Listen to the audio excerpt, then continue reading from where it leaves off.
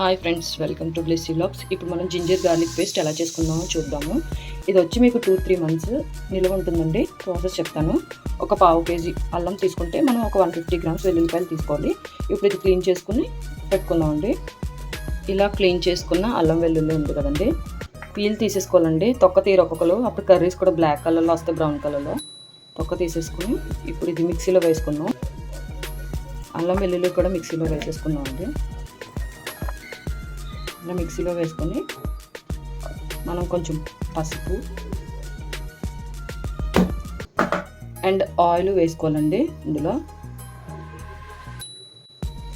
Water add చేయకండి మీరు. ఇది హాఫ్ అయింది కదండి, హాఫ్ పేస్ట్ అయిన తర్వాత మళ్ళీ ఆయిల్ వేసుకోవాలి.